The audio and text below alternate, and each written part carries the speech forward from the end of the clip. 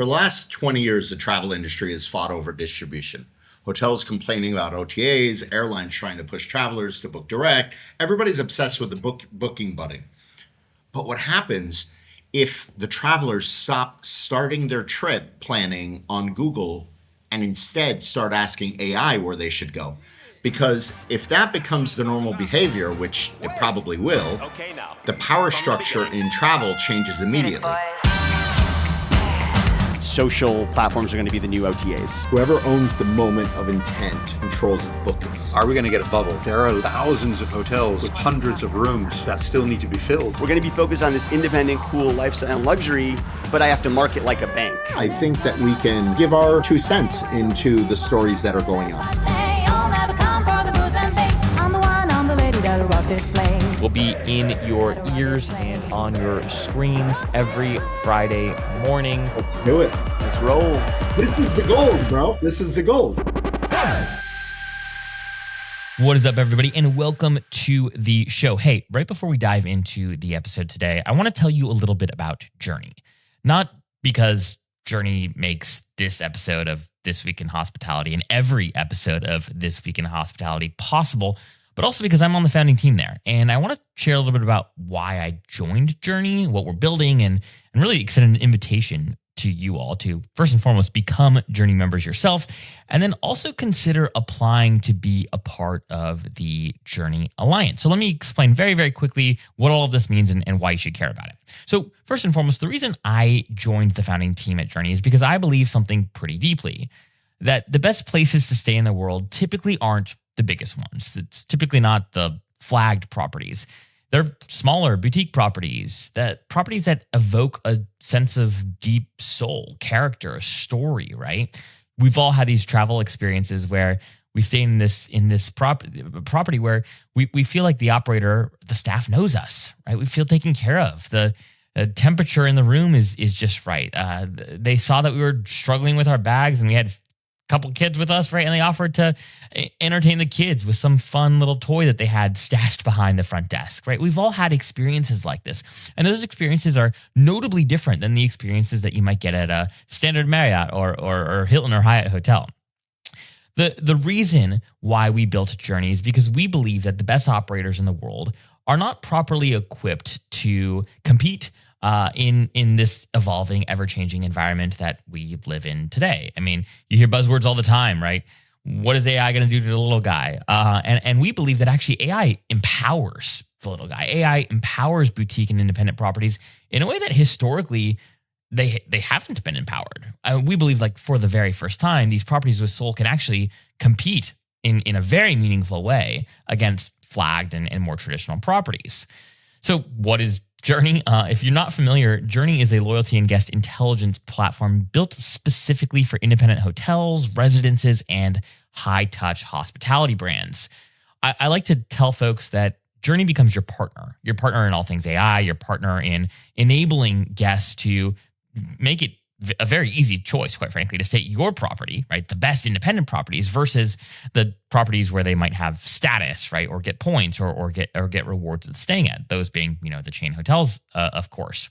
So what Journey does is we become your official loyalty program.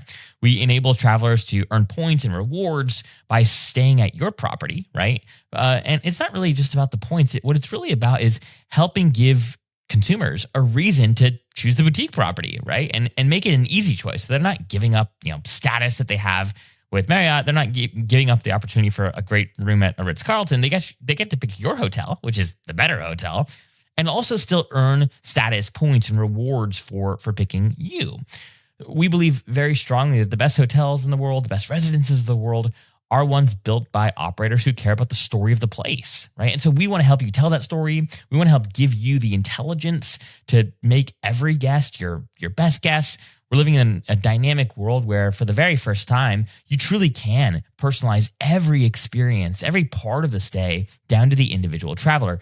And Journey is your partner in helping make all of that possible. Now, Journey's very curated, right?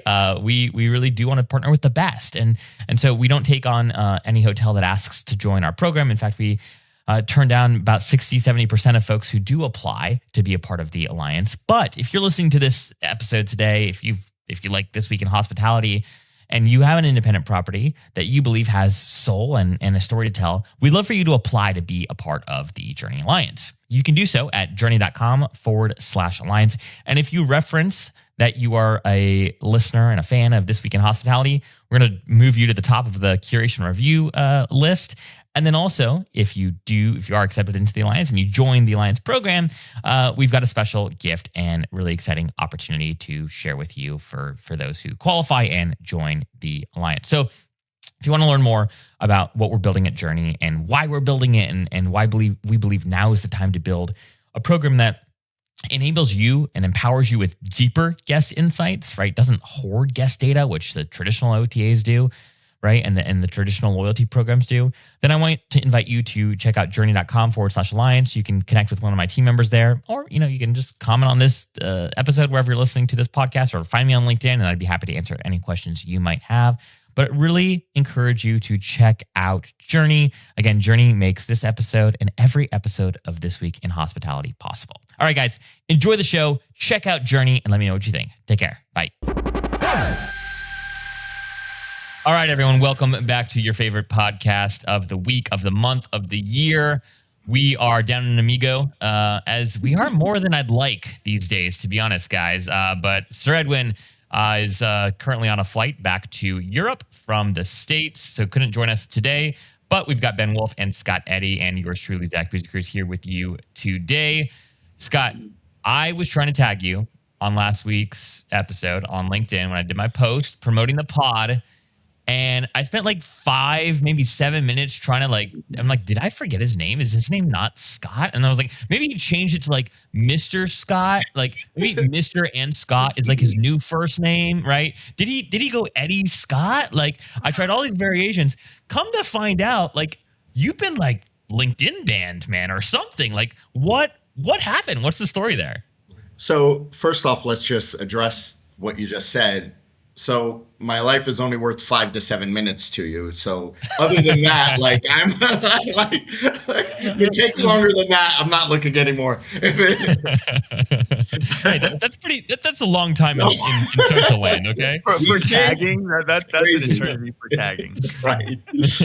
So I woke up last week. It was like midweek, and I woke up and it said, "You're temporarily restricted from LinkedIn." And I was like, I don't understand. And I thought it was just like a joke. Like I tried to contact customer support, like verify your identity. And when I clicked verify your identity, it said you already submitted this. And I was like, what is going on? So I had to search around and find a link and try to get to their trust and safety board, or where a real human verifies this. So I finally got to a person 2 days later, and he sent me a new link. I redid a password. I got in. I did a post. I was up for 7 hours. Logged in again. You're temporarily banned. So now I submitted all new emails and all new whatever, and it's been 2.5 days and I have heard nothing. Crickets. Jeez. Leave it to these platforms to ban top creators that are legit. I mean, it's just insane. We're dealing with something on the meta side. Our lead meta ad specialist who runs all of our ad campaigns got removed from meta. And we're fighting to get her put back on, and has done nothing wrong, right? It's just something got tripped in their algo, and you're banned, black box, no one to talk to. It's horrible, man. I mean, we had something, especially when you're first starting or launching a new ad account, right? You got to be careful with how much you spend, how quickly you spend, otherwise all the triggers go off. Which we knew, so we were careful at first, and then we saw some serious momentum, so we started ramping spend on a couple of campaigns, and then literally it was flagged, and it took a whole week, right, for somebody to finally get back to us and then help troubleshoot. And it was one of those situations where it's we've got some of the fairly sophisticated people. We had people on our team that knew execs at these companies that we were trying to get their execs were trying to tell their people to contact us, and it was a disaster, man. But it just goes to show you, right, how I feel like this is the short-term rental a guru, if you will, in me coming out saying like why you want to be able to own your platform, own your Yeah. real estate, right? Like Right. at the end of the day, this is all rented land. And at Yeah. any point in Correct. time, the landlord can come in and just evict you. And if your business is solely built on that, Yeah. right? Or not even your business, but just your growth strategies, like it's really tough. Like it sucks. Losing a week, right, is an eternity in startup land at least. So oh man, well I hope it comes back soon. Did they give you was there any explanation? That's the other thing, dude. Like there's They give never you a good nothing. explanation. They tell you It's like, nothing. Never. what Never. happened? You're like, well, you just flagged it. It's like, okay, well, what did I do so I don't do it again? And no one has a good answer for you. Yeah. Yeah. It's ridiculous. Oh gosh. Well, here's to hoping that by the time the posts go out for this week's pod, your LinkedIn is restored. Otherwise, Ben and I might have to, post some LinkedIn hate on LinkedIn. Although we could get banned, so I don't know about that. Maybe that's a bad idea. But gents, lots to talk about this week. So let's go ahead and dive in. First story of the week, which it's funny, like doing a news style show every week. It's funny how something you talk about and pontificate on a couple weeks ago, right, dramatically changes, right, in 14 days. My other like interview style pod, like that never happens, right? We're lucky to revisit a topic, right, every year. But this is a dynamic space. So there was a story that dropped this week that ChatGPT checkout isn't happening, at least for now. So the idea, and we've talked about this on the pod over the last few months, is that there's this growing narrative in travel that AI agents might eventually replace the booking layer. We've seen some experiments run where you talk to your favorite agent about where you want to go, what you might want from your stay, and then Expedia links pop up or direct booking links pop up, or if you've got that Core app installed on ChatGPT, and a Core hotel might pop up. And there's been this question about, okay, will the LLMs, will the chatbot agents like ChatGPT and Claude be the places that actually take the booking? Obviously, if that happens, major disruption to Expedia, Booking, Airbnb. Insert your favorite OTA here. So we've talked about this as sort of almost like a foregone conclusion. The reality is that according to reporting from The Information and Skift over the last week, OpenAI has effectively walked back its push into native checkout inside ChatGPT. The company confirmed it's shifting its focus to discovery and research, and that it will be leaving the actual transaction layer to third-party apps. Big question is like, well, why? An early signal suggests that the infrastructure was there, but users simply weren't converting there, which honestly, yes, fine, makes sense in inning one. But as the rate at which everything is progressing with respect to AI, seems kind of weird that would be the reason, right? Like, sure, maybe not today, but in 6 months, 12 months, 2 years from now, does that change? Yeah. So Booking Holdings, Expedia, Airbnb folks all responded very well, obviously, to this news. Maybe they feel like they're a little bit safe for a little longer in light of this strategic pivot from ChatGPT. Ben, I want to go to you here first. We've obviously spent a lot of time talking about what travel booking via agents would look like over the last several weeks here. Are you surprised by this move, this walk back by ChatGPT? Why or why not? I think the partnership talk we were getting into last week, we were probably onto something. Like, I don't think it's a lack of capability. I think there's probably some big news coming. There's some big partnership with one of the OTAs and OpenAI, maybe multiple. And I fear that AI might actually end up making OTAs stronger, despite my hope that that things are going to get driven direct. I was really like hoping it into existence, but it does seem like there is a high likelihood one of these partnerships is going to come out. The LLMs are going to partner with the OTAs to handle the transaction layer and the aggregation of all these stays. So unfortunately, I don't know that it's going to be LLM direct, at least not today, which is a shame, right? I mean, there's a real opportunity, I think, to disrupt how distribution occurs, but I think that's probably getting less and less likely when OpenAI walks this back. And yeah, I mean, I think that like it makes sense that the LLMs want to be the discovery layer. I do think that's what they're best at. And we talked about last time, like if the OTAs are going to stay involved and ultimately win, they have to win on UI aggregation and sort of like ease of transaction. So, if they can figure out the partnership side of things, it could work well. Yeah. Yeah. Scott, what do you think, Ben? What do you think about this news? So everyone keeps framing AI in travel the wrong way. The conversation always jumps straight to whether AI will replace the OTAs or booking engines. That's the lazy headline. The real disruption happens earlier in the process. For the last 20 years, the travel industry has fought over distribution. Hotels complaining about OTAs, airlines trying to push travelers to book direct. Everybody's obsessed with the booking button.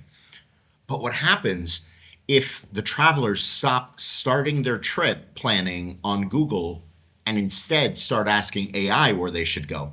Because if that becomes the normal behavior, which it probably will, the power structure in travel changes immediately. The company that influences the recommendation controls the demand. If AI becomes the thing that telling travelers which destination to visit, which hotel is worth booking, and what experiences are worth actually doing, then the booking platforms become the checkout counter at the end of the journey. The industry spent decades fighting over the booking button. The next battle is about controlling the moment when travelers decide where they want to go in the first place. That's interesting. I like that take. I was talking to somebody, a buddy of mine who runs a couple of e-commerce businesses, and getting his take on this move as well. And he was pretty direct. He was like, honestly, at the end of the day, like what these LLMs realize is that, especially when it comes to like travel or even just any e-commerce, having to deal with customer support and like returns, right? Like if I buy something through ChatGPT, right? All of a sudden, if they're the merchant of record, right? I have to figure out where am I returning the thing that I bought via ChatGPT, right? And even if it's like a play where it's like it's an embedded sort of like iframe experience where it's still like the Shopify store or whatever, it's still, according to him and some others who I've been talking to about this recently, in the eyes of the consumer, if you buy something from Amazon, right? You bought it from Amazon. You don't like, how many of us actually have like spent the time looking at the actual, retailer or the maker behind whatever the product is? If we get a shitty product, right? Like we're complaining to Amazon. We're requesting that Amazon refund us or enable us to return the item. And so I think quickly, like as LLMs started seeing demand, right, and interest in these various vehicles, it was like, wait a second, hold on. Do we really want to assume all of this customer support risk? And if that's in e-commerce, right? Think about what that means for travel. People are spending a boatload of money on like their trip, right? And all of a sudden, like you're getting into the support issues that the Airbnbs of the world have to deal with, the Expedias of the world have to deal with, hotels have to deal with, et cetera. So I think more than anything, to Ben, your point, like I don't think it was a technical, not like they were incapable of doing this from a technical perspective. Maybe not even like, a poor strategic decision initially, but at the end of the day, it was just like, this is too much for us to like worry about at this exact juncture. Probably better to go like a partnership route and not have to deal with, the behemoth of challenge that travel support in general really is. So that's kind of how I looked at it.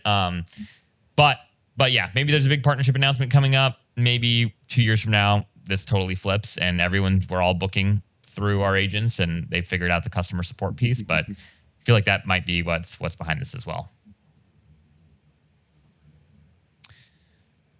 All right, guys, let's go to story number 2 here. So we've been talking about Airbnb a lot over the last few episodes. We've hinted at this and talked about how Airbnb wants to own the entire trip.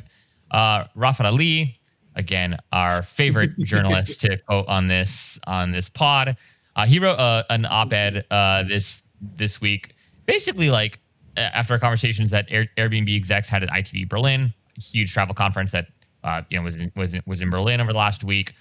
Some of our team members were there, which was great. Massive event.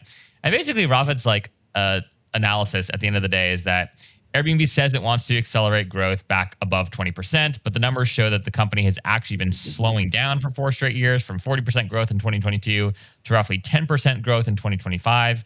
And while the company has $11 billion in cash, it's spent $10.9 billion buying back its own stock since 2022. So, essentially zero on acquisitions. Raffi's big point is that if Airbnb really wants to control the entire trip, if they want to be a meaningful competitor to an Expedia, a Booking, etc., it's time for them to make some acquisition. So this comes on the heels of news over the last couple of weeks where Airbnb is testing out airport transfers in certain markets. Airbnb is obviously diving deeper and deeper into experiences and services, right?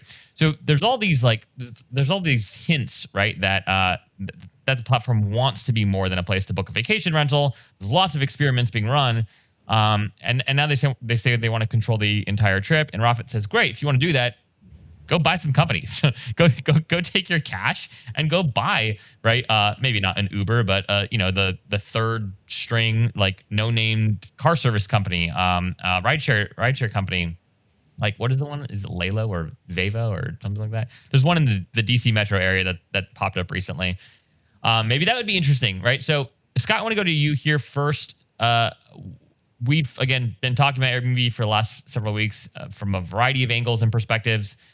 What do you think about Raffi's idea here? Is it time for this company to just start buying a bunch of other companies?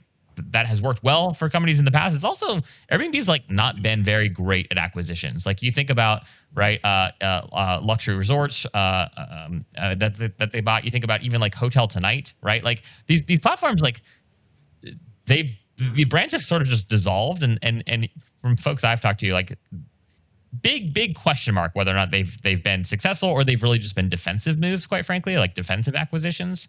So what's your take here, Scott? Is Raffi right? Does Airbnb just need to go buy some companies? And if so, who should they buy? So let me just make one thing clear. Raffi is rarely wrong.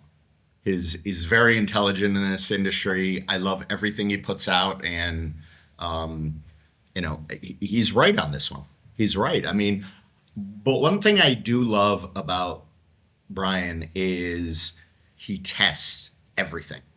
Test and learn, test and learn, test and learn, which is what a lot of the other mammoth companies are afraid to do. But he's 100% right. If Airbnb truly wants to dominate the entire travel ecosystem and become the operating system of travel, it'll have to start acquiring companies that already control major travel supply networks, but not acquisitions for the sake of acquisitions, smart acquisitions that will actually, I think Hotel Tonight was they're just buying things to buy things. And they think it affects their bottom line, which, it probably did not. So I do think Raffi's right, and I think they need to make smart acquisitions. But I do love that he's testing everything. It's a lot more than other companies are doing. A lot of other companies, listen, I have so much respect for Brian. I don't like using the app. I never have good experiences, but I love the platform. I love the feel of the app. I love everything about Airbnb. I just don't like using them. But it's that's a whole different story. You don't like staying in the actual home. Right. You like all of the digital. Can I just live in a hotel, please? Come on. Come on. Yeah. Ben, what's your take here? So I think Airbnb has to figure out a way to get all the hotel inventory onto Airbnb. Being the one-stop shop for stays would be amazing, right? You have all the best vacation rental options, all the best unique stays options, all the best hotels, and mid-tier, lower tier, whatever your price point is. I think that should be the goal. And the question is, okay, acquisition is one route you could go. I mean, I agree with Raffi. It certainly could be a way to accelerate things. They have plenty of cash. Why not go down that road? If you're not doing that, then you need to figure out a way to accelerate hotel adoption of the Airbnb platform. And I haven't heard a cohesive, strong strategy of how they're doing that, right? Otherwise. So it's either acquire or you need a slam dunk strategy to sign up a bunch of these hotels to distribute, because I think hotels like have always been pitted against Airbnb. So there's going to be this natural, even though I think it's an amazing distribution strategy for hotels, and all of my hotels are on Airbnb, and I think everybody should be, there's this natural resistance because of the history. So yeah, I mean, I think they need to find a way to overcome that, and acquisition could be a smart way to do it. If you're going to make an acquisition, you're going to advise the Airbnb team, like maybe not even a company specifically, but like what category do they start with? They're testing everything from, again, airport transfers to really leaning into services to obviously augmenting their hotel supply. There's been a bunch of folks I've seen, even just on my personal, like through my personal LinkedIn connections, right, where you've got legacy hoteliers who are like snagging jobs right at Airbnb. They've got GMs of hotels there now at Airbnb. So they're clearly like investing from a talent perspective, right, in the right areas. Where, if you're going to buy something, what kind of company do you think they buy next? I would buy a company that has a lot of hooks into and a lot of distribution of hotels already. Because again, like I'll go back to, I think that owning stays and having all of the best and just most comprehensive stays offering with the best UI is where they should start and then expand from there. Because owning stays is the first logical place that they need to grow from. And it's the anchor of your trip. And they can sort of layer everything else on from there. So I would buy somebody that has a lot of hotel inventory. I don't know what that looks like. I don't know what, Expedia and Booking and, I'm sure their market caps are probably way too high for Airbnb to probably buy one of them. Maybe it is a smaller player like a TripAdvisor or something. I don't know who the specific player is, but it should be optimized for who has a lot of hotel inventory. I don't think it should be around flights or cars or things like that. I definitely agree. Inventory wins in travel. Technology without supply is just a pretty interface. You have to go after somebody real. Yeah. It'll be interesting to see if they end up creating some sort of, we were hinting at this maybe 3 or 4 months ago with like will we see these like Airbnb branded hotels like we see, Marriott, Hilton, Hyatt's. Yeah. It'll be interesting to see if there's any opportunity for them to carve out a pathway that makes it maybe a little bit more interesting to aggregate direct supply from hotel owners, right, or developers, even like exclusive listings on Airbnb for a period of time, right? Or like, is there a way they go direct to the owners and operators, even like larger management companies who have collections of maybe both independent and branded hotels? It'd be curious to see. I guess it'd probably be really hard to do with branded hotels. It'd probably have to be exclusively an independent play, given sort of franchise agreements with the Marriotts and Hiltons of the world. But it would be interesting to see if they go a little bit downstream and try to build relationships direct with developers or owners who are open to getting creative with how they go to market. So, yep. But I'm with you guys. I think they should stay in stays for now. Yeah, go ahead, Ben. I was just going to say, like, going back to the first story, I'm surprised there isn't more rumblings and thoughts of like, is there an Airbnb OpenAI partnership in the works? Like, I think Brian and Sam are like longtime friends, or at least roll in similar circles. Brian's been pretty heavy on the AI front. If I'm OpenAI, I want an integration and partnership that provides as much inventory as possible. So maybe I'm doing Airbnb and a Booking or Expedia to get as much vacation rental and hotel supply. But I think long-term Airbnb could be a great partner, because we talked about like a lot of the limitations of the LLMs is the visual side, the visual, the UI, the imagery, right? And Airbnb is really good at that stuff. Mm-hmm. So if there's a way to like power OpenAI, sort of the agentic experience of travel and recommendations with Airbnb's UI and visual layer, it could be powerful. Yeah, very well said. And you just had this thought too as you were talking, Ben, that LLMs, I think, are great for travel discovery when you have a very specific prompt, right? Or just like you have a particular experience that you're going for. At the end of the day, like hotel rooms are roughly the same size, right? Give or take, depending on the hotel brand, plus or minus a couple hundred square feet, maybe, right? Brand is different, obviously. Amenities are different, sure, but like you think about that and you contrast it with the supply and inventory on Airbnb, which is wildly different, right? I mean, you can get everything from a condo in a high rise, in New York to literally a mansion, right? And everything in between.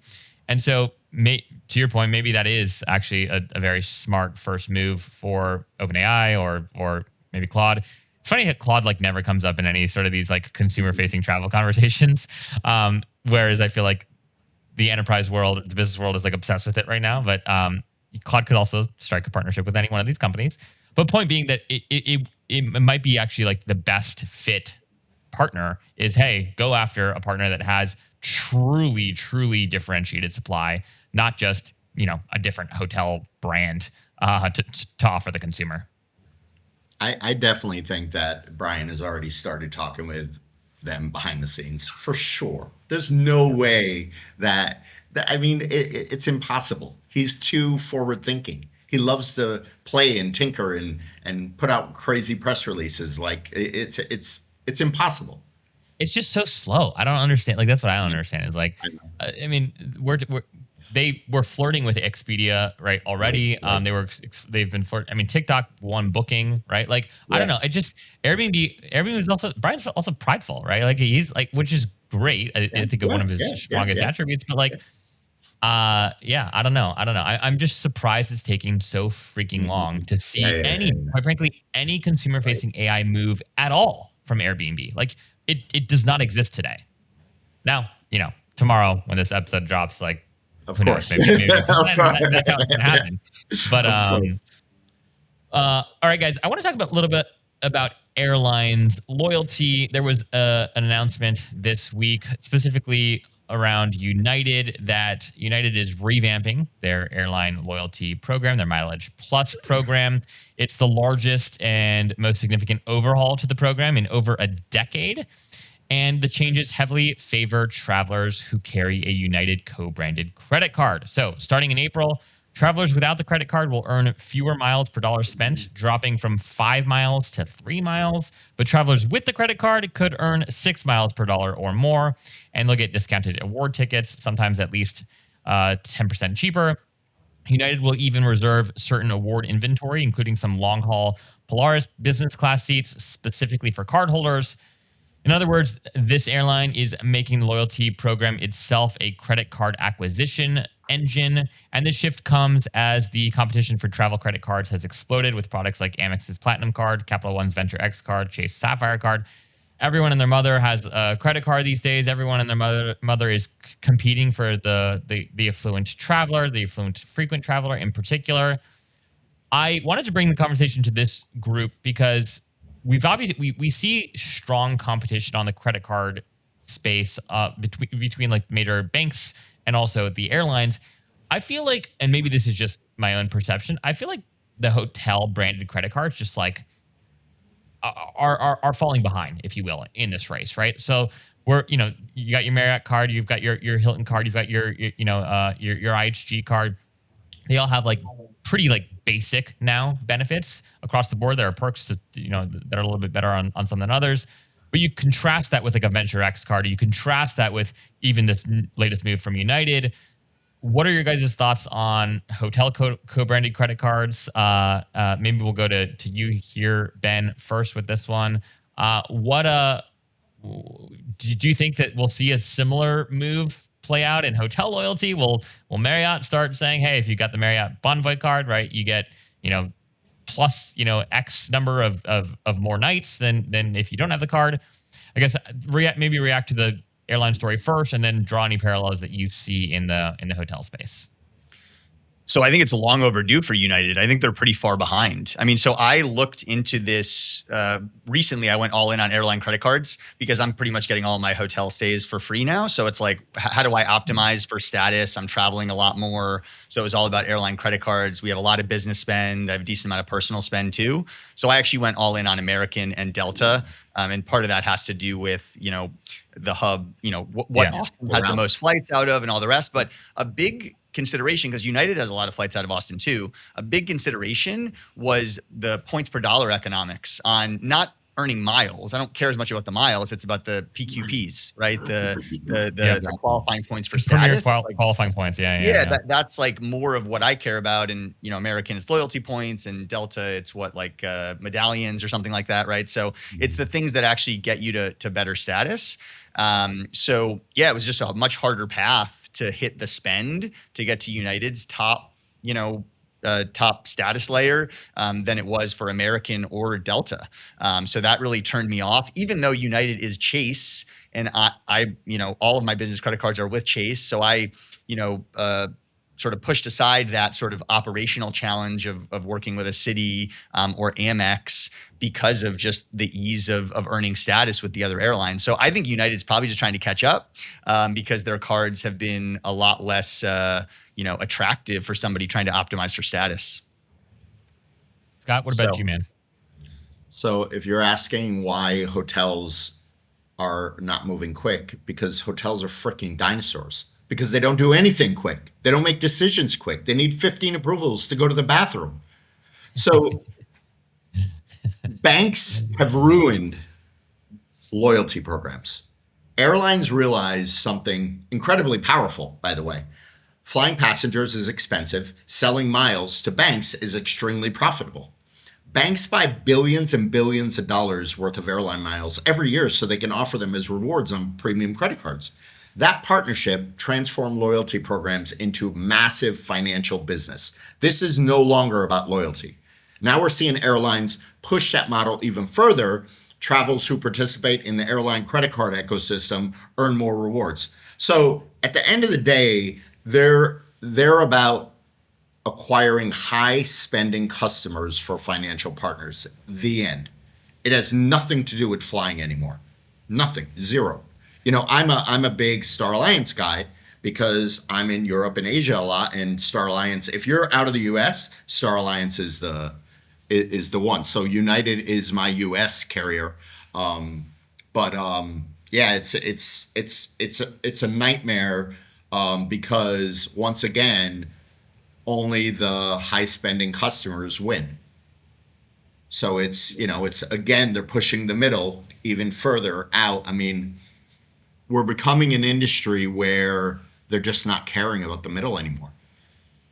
Or right, it's more about attracting, I think about growing up, my mom always played the credit card game where I had, I don't know, 5 credit cards in my name before I was 18. Not sure how legal that was, but I remember one day I was like, what are all these people? Why do I have I look as a 12-year-old and I found these credit cards and she's like, oh, well, that's how I pay for all of our travels. And I was like, oh, and then she would cancel the card right before the annual fee was due or whatever. This was early years. So, the industry has matured a lot, but right. I do think the whole sign up bonus, right, does help a lot of the middle of the road traveler. And even though miles mean nothing anymore. Yeah, I mean nothing. Exactly. Literally, you get one trip. The perceived value. If you travel from Tuesday to Thursday in the off season, when it's going to be pouring rain and your trip to Hawaii, then sure, 9 layovers. 9 layovers. Yeah. But I think it's an interesting move. I will say, right, I'm a United loyalist, and and I had canceled my United business card when my company got acquired, just because it was easier that way, and I didn't have a daily need for it anymore, and I immediately dropped to I have basic silver status now, which is the first tier right now, which is horrible. And so now I'm damn, I have to go get this credit card. So for me, it's a retention play, and I'm by United hubs, and so it just makes sense. And so I saw this as damn, this sucks, but I got to do it, right? Because I need to stay competitive. I am just intrigued to see if and how hotel credit card companies will follow suit, because the reality of the situation is it's done very little in terms of hotel credit cards in particular do very little to help you move up the status ladder, which I think airlines, to their credit, well, especially in light of this news, make that a lot clearer. It's a lot easier. And they specifically reward you. I mean, sometimes, depending on how you compare it, 10x more, right, as a card holder than as a non-card holder. And those economics just don't translate to the Marriott card, for instance, right? And so I am curious to see if we'll see additional loyalty companies, additionally loyalty programs, follow suit here, because it does just seem, if not a great customer acquisition strategy, certainly a really good customer retention strategy as the Chases and the Amexes of the world get more competitive. Yeah, I couldn't agree more. On the hotel card side of things, I mean, isn't it still like, I think Marriott's, what they make off of the Marriott cards is, astronomical today still. So they're still doing very well with that product.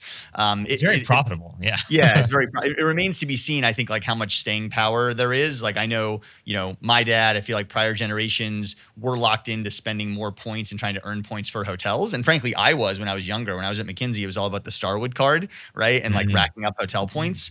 And I feel like some of that has dramatically shifted in the last couple of decades to like you're optimizing for points on flights. And some of that may be what you're describing, like, it's more favorable for status, it's more favorable for earning potential, all the rest. So it'll be interesting to see how that shifts. Like, will the Marriott and the hotel brand co-branded cards, will they continue to be these cash cows they are now as consumers start to shift preferences from hotel cards to airline cards? Yep. Jury's still out.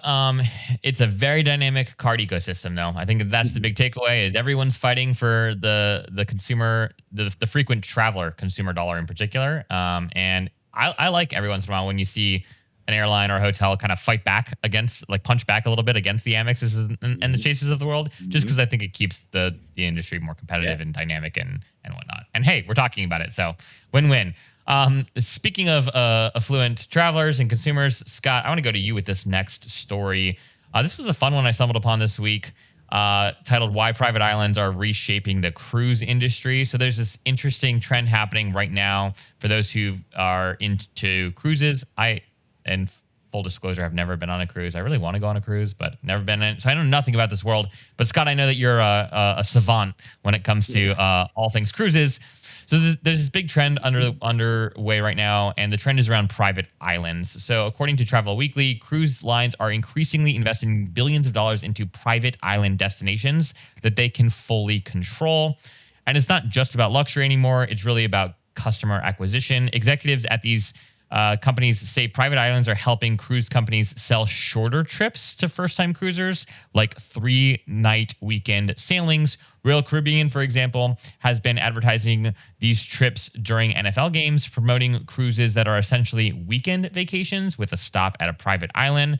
And the logic is pretty simple here. Private islands allow cruise lines to control the entire experience: the food, the drink packages, the chairs on the beach, the excursions, right? Even exclusive areas for premium guests. Executives say those private islands, the private island stops often end up with higher satisfaction scores than the traditional destinations. But obviously there's a catch here. Because the cruise line controls everything, local economies often see far less spending compared to traditional port stops, which raises a broader question about tourism. Is the future of travel experiences becoming more controlled and vertically integrated, right? Will everything kind of just start to feel like Disneyland? And is that the feeling that everyone actually wants when they go on these experiences? Maybe, maybe not. Scott, what do you think about this move more generally about the cruise industry buying up these private islands, controlling the whole traveler experience? Is this what today's travelers want? Is there huge opportunity, untapped opportunity here? Or is this kind of a fad that we'll see fade relatively quickly? If there wasn't demand, it would never happen. Let's just start with that. One of the smartest strategic moves in cruising over the last decade has been the expansion of these private islands. From a business standpoint only, if you're hollow on the inside, you have no feelings. This strategy is incredibly logical. They're making hundreds of millions of dollars off of this. When passengers visit traditional ports, their spending goes local. But when they visit the island, as you said, every dollar stays in the cruise ecosystem. Beach clubs, private cabanas, water parks, the whole thing. This is vertical integration in tourism. And the Caribbean gives cruise companies an advantage that no other region can match. We have year-round cruising. The only downfall in the Caribbean is hurricane season. But you can alter itineraries, and we know where hurricanes, we don't know exactly where they're going to go, but we know weeks in advance and we can follow the path. It's not like a tornado or earthquake where it just pops up out of nowhere. So even during hurricane season, you can still maneuver. This makes investments in private islands extremely valuable. I mean, they're investing $250 million in one, $600 million in another. I mean, these are massive events or investments. You can technically cruise year round in the Mediterranean, but winter demand there is far weaker. The Caribbean's climate and proximity to North America make it one of the most consistent cruise markets in the world. That's why the cruise demand in the Caribbean, it's not even close. It like the number two is so far away, it's just gonna be at the top forever. Private islands are not just destinations; they are controlled revenue ecosystems. Now, let's talk about the bad part. It crushes local tourism, and it is not good for these countries. Basically, the only ones who win is the governments because they take huge fees from these cruise lines. So who's ever pocketing those fees, they're the only ones who win. Locally, this crushes tourism. And you're talking to a very seasoned cruiser. I grew up cruising. I've been on 122 cruises. I work with all the cruise lines. I'm going on my 123rd in May in the Med. So I as much as I love cruising, this is both the best thing and the worst thing that could have ever happened to tourism. Do you think that, and yes, obviously, if there's demand there, right? These are smart companies, right? But like, do you really think today's travelers do just want this like perfectly curated island experience? Like, how does that compare with like the authenticity movement we saw like a few years ago? So now you're getting into my spice of the week. Don't get too headed. So the cruisers that like private island experiences are not the real hardcore travelers. These are not like generally not the people that do safaris in Antarctica or in Kenya and Antarctica expeditions. These are the people that cruising is economically feasible for pretty much anybody. And it's the cheapest way to see a lot and to do a lot for a very low amount. I mean, that's period, the end. And a lot of people, when they travel, they want a controlled environment because they're listen, as Americans, we grow up like this. We don't have views of the world. We're not worldly people. We're not educated about different cultures. So anytime they can go into a controlled environment in a different country, they're going to go for it any day of the week. Yeah. They like the cruise ecosystem. They like service. So you guys have never been on cruises, but cruise lines are notorious. I mean, the service, I tell hotels all the time, if you ever are looking to hire somebody and you see on their CV that they worked years in the cruise industry, hire them blindly. And then just train them in the area that you want them to go in, because you're never going to find a harder worker. These guys work 7 days a week, like 12 hours a day. They are unbelievable. So cruisers are used to that. So if you can give them that same experience, but in the Bahamas, which, technically you are, but you aren't, is it authentic? No. They try to make it authentic, but is it? No, not to a real traveler. Yeah.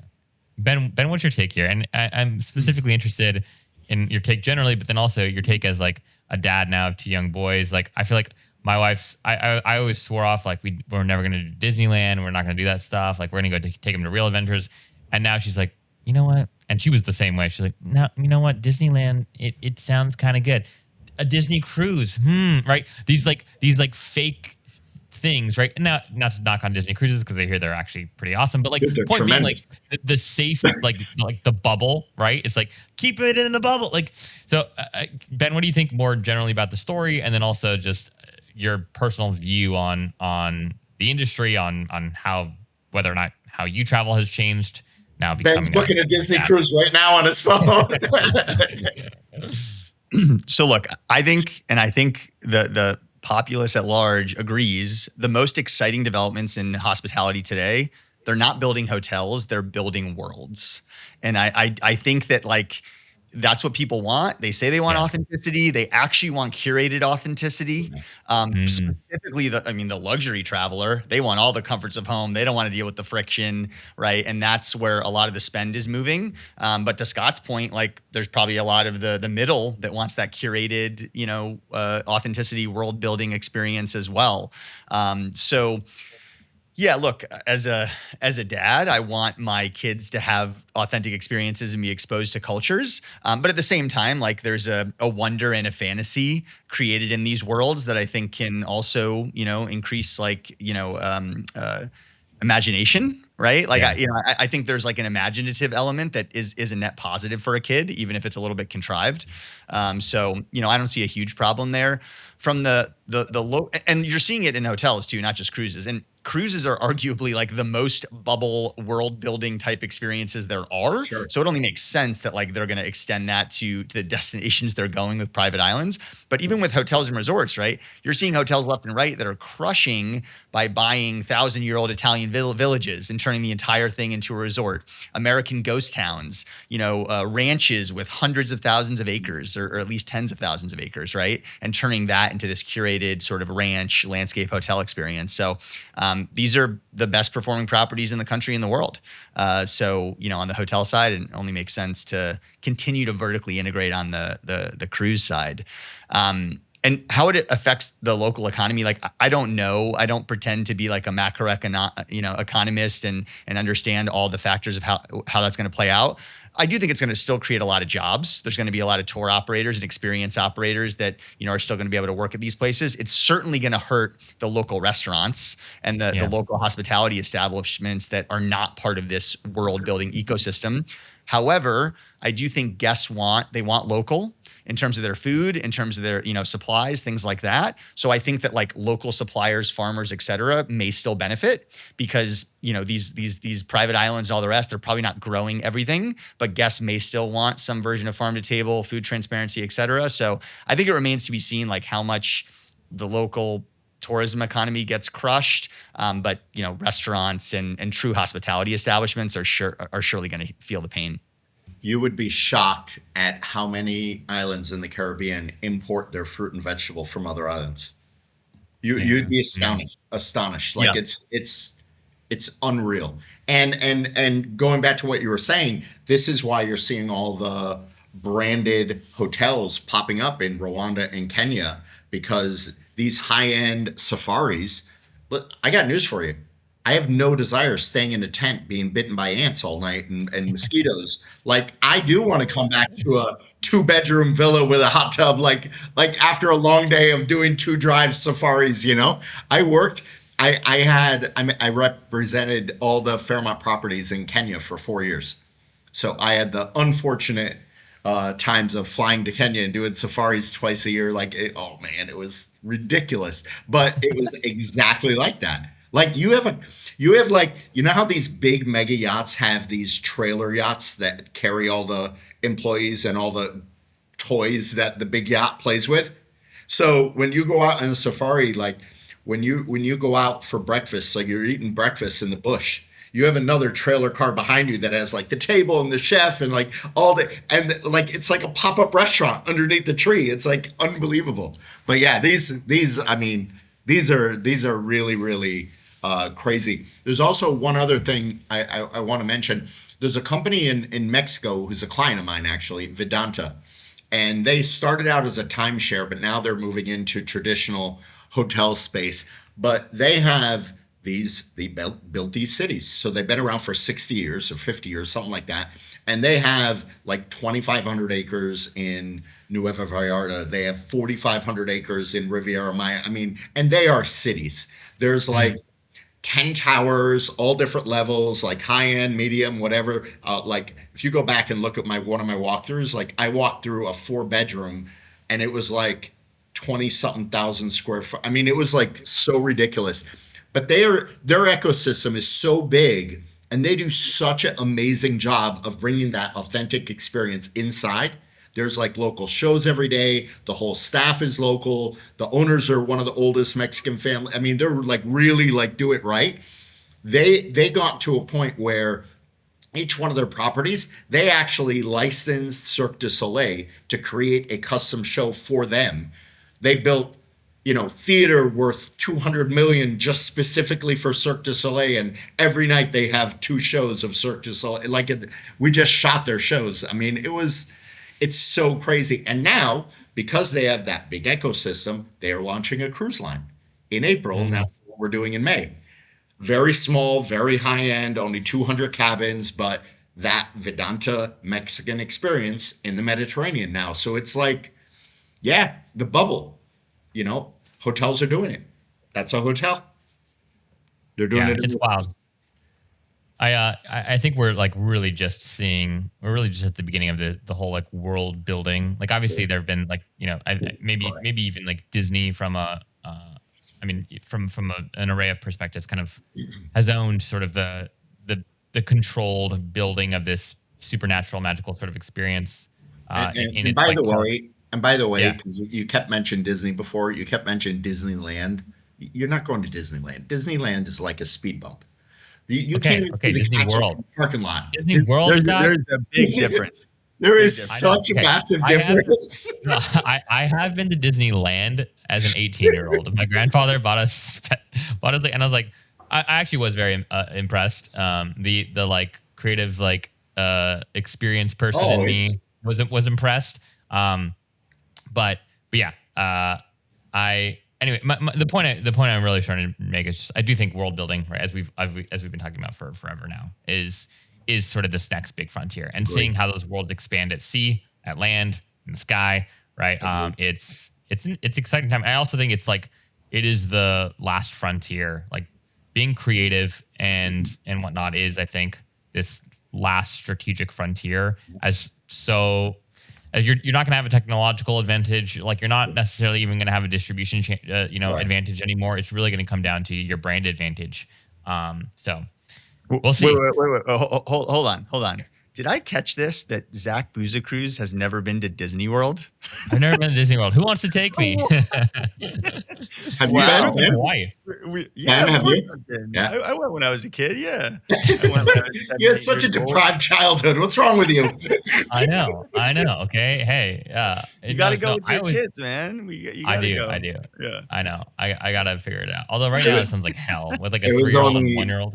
It was only a 3.5 hour drive. So we went. I mean, All I the can't time. even count. Yeah, I went twice. Yeah, I went twice. We were from the Northeast, so I went twice. I went once when I was really young, and then once when my brothers were really young. Yeah. Here's the good thing. Disney, I mean, what they do everything right. I mean, even the Disney cruise. So the Disney cruise, while I've never worked with them and I've never been on, but I've heard from thousands of people that have. Disney does not even concentrate on the kids for the cruises because they have the kids part down blindfolded. Yeah. So all they concentrate on is the adults' experience. That's what I've heard. Yeah. Ridiculous. The wine list is ridiculous. They're hiring somms from the best regions in the world, and I mean it's really, really on another level. I can't wait to do one. The great thing about Disney is it doesn't matter how old you are, it is still a magic experience. Yeah, exactly. That they have dialed in. So after we do our pod in where were we supposed to do? We're doing a pod in Jamaica. Then we're gonna do a pod in Miami early Miami. What's the place you just posted? Ben? Yeah. Then we'll do a pod on a Disney cruise. Hey, anyone listening in, we're available. You want to host this awesome conversation at your hotel, on your cruise line, on your private island? Just holler. Well, guys, we were going to do one last story, but let's just skip to Spice of the Week this week.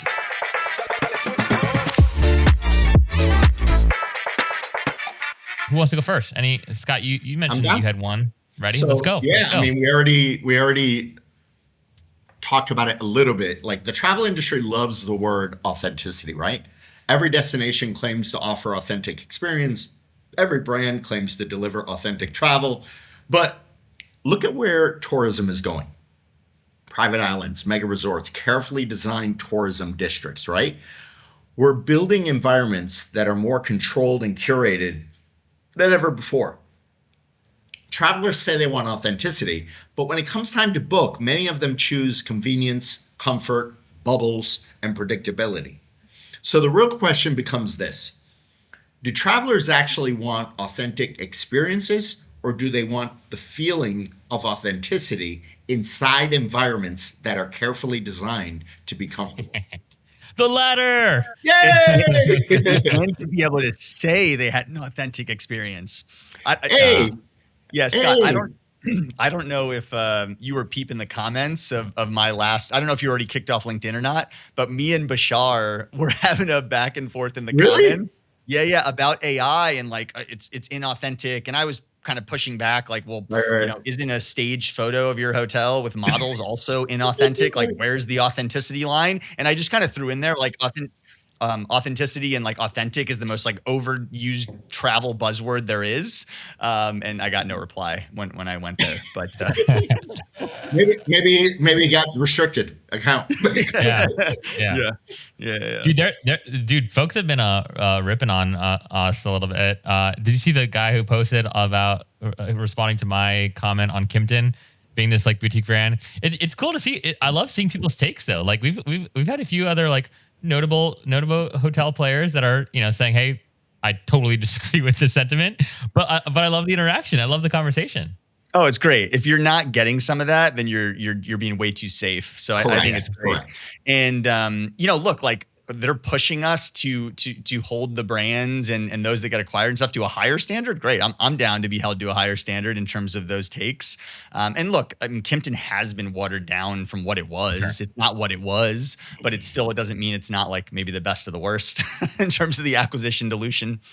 Yeah. I mean, the NPS scores, the reviews, I mean, they're pretty equivalent to what they were pre-acquisition. So, always interesting to look at, despite how we might personally feel about it, especially how we might personally feel as industry people, right, about it. Ben, spice of the week, sir. So it kind of encompasses all the stories that we just talked about, where we're seeing this trend across travel where the travel companies want to become full ecosystems, right? Vertically integrated travel worlds for the consumer. So airlines owning you through your wallet with credit cards and points, cruise lines building their own private island destinations, Airbnb wanting to be this everything app, where you plan everything related to your trip and travel experience, and then AI wanting to own the discovery layer. So it seems like every travel company is trying to own more of the stack, and there's this battleground of like who has the primary relationship with the traveler and therefore their loyalty. So I think it'll be interesting to see. It seems like there's this real battle going on between all the different travel players to like grab more land with the traveler. I'd be curious to see kind of who wins where. Yeah, that's great. Kind of related to mine this week too. The story that we didn't get to was one, Scott, you had highlighted, was that Hilton rolled out their like AI planner on their website this week, and essentially it's AI search, but like on the Hilton website. Marriott's been experimenting with something similar, and I think like I've been thinking about this a fair amount. I think why this is maybe a spicy take is it's one thing, right, for AI search and travel planning to happen via ChatGPT or Claude. It's another thing for the OTAs to start really leaning in, right, and helping have conversational search, right, as a key component of how travelers discover where they want to go and why they want to go there on the websites. Where I think it gets a little spicy is once Hilton and Marriott, right, start rolling these out aggressively on their sites, like if you're a hotel owner, right, a part of a Hilton flag or a Marriott flag, right, people are going to have strong takes on how they're categorized, right? How they're tagged, right? It's one thing for the consumer to filter by price or filter by location, right? Or filter by, generalities like number of rooms, right? Or dates or whatnot. It's entirely different when a user, right, starts a prompt with, find me a luxury hotel in this location with these parameters, right? And how is Hilton going to decide, like, all right, do I show a Conrad over here? Do I show it becomes pretty dicey because we're now moving from just a controlled subset of filters to true like conversational descriptors. And I do think I think this is going to dramatically change, right? The value could be for better, could be could be for worse, that hotel owners see about being listed like on Hilton.com or Marriott.com. And I think that the reason these brands have been slow to adopt conversational search in a meaningful way is, how do you decide like who gets tagged, right, as the best luxury hotel in this particular place for this particular dates? Yeah. Historically, that kind of query has just not been possible, right? Now it is. So who wins number one, right? And then who gets pushed to page 2 because of that? And so I think it'll be interesting to see how this evolves. I expect some backlash from hotel owners. And I think it's going to take a lot of work to figure out what is the appropriate way to tag, who gets assigned to which adjectives, right? How important is geo going to be in the prompt?